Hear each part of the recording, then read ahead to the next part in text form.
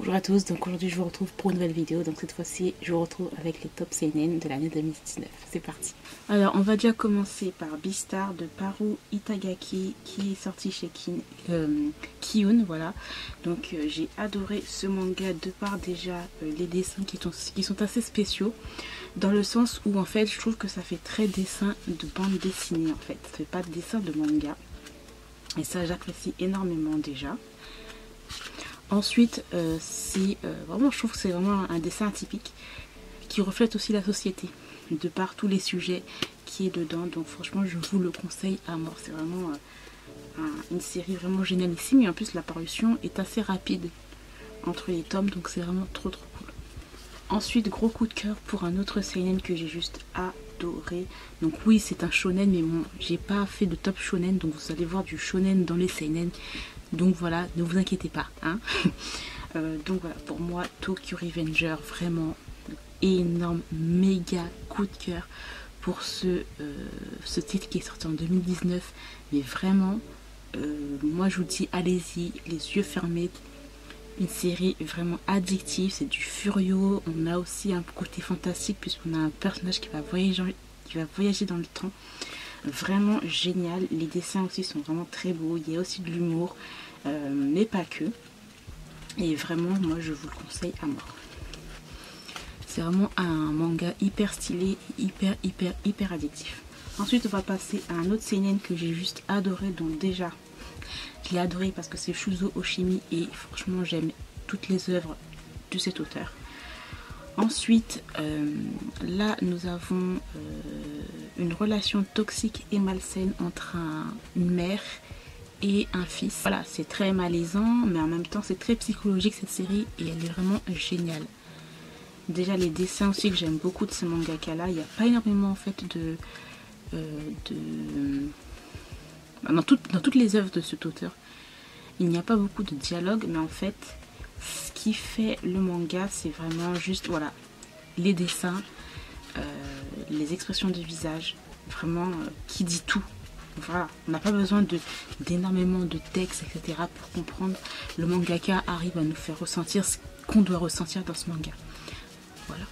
Ensuite, un autre manga coup de cœur, donc c'est Nun, je ne sais pas comment ça se prononce, de Tsutomu Takahashi qui est sorti chez Pika et qui est génialissime, vraiment. C'est de l'historique, il y a de l'anachronie, enfin là. Donc voilà, ils étaient les élus, ils sont maintenant les proies. Ça aussi c'est vraiment trop bien, les dessins sont assez spéciaux aussi. Et vraiment excellent. Donc ça aussi je vous conseille. Ça change clairement et trop bien. Ensuite là c'est plus du shonen, comme je vous l'ai dit je n'ai pas de top shonen. Donc je l'ai mis ici. C'est The Promised Neverland. Donc moi je l'ai commencé 10 000 ans après tout le monde parce que pour moi quand il y a trop de hype ça me freine un petit peu, donc voilà pourquoi je l'ai attendu. Donc là c'est la couverture avec Benjamin Lacombe parce que j'adore cet artiste. Et voilà, donc ça je l'ai aussi adoré, c'est hyper intriguant, il y a du suspense, c'est hyper addictif. Ça je comprends pourquoi il y a eu autant de hype. Franchement génialissime, j'ai hâte de lire la suite. Ensuite, là c'est pas sorti en 2019 mais ça m'a fait toute mon année 2019, Devil's Line de Ryo Hanada qui est sorti chez Kana. Un manga aussi qui est excellent. Donc oui c'est sur des vampires mais franchement c'est pas du tout classique, c'est pas du classique puisque à chaque tome, l'auteur en tout cas à chaque tome il y a toujours des thèmes en fait de sujets de société, vraiment de tout, et c'est vraiment excellent, c'est vraiment trop bien fait. Donc le 14e tome et le dernier tome va sortir en janvier et je vous conseille cette série, vraiment elle est génialissime. Ensuite j'ai mis Éclat d'âme de Yuki Kamatani, donc qui est sorti chez Akata. Je l'ai mis dans les seinen, je pense que c'est un seinen pour moi, voilà. C'est un manga qui parle de la communauté LGBTQ+, qui est très poétique, qui parle d'acceptation de soi et aussi d'harcèlement. Donc ça c'est vraiment un manga à lire pour tout le monde. Clairement c'est tellement bien fait, les dessins sont magnifiques, enfin voilà quoi. C'est une série qui se termine en 4 tomes.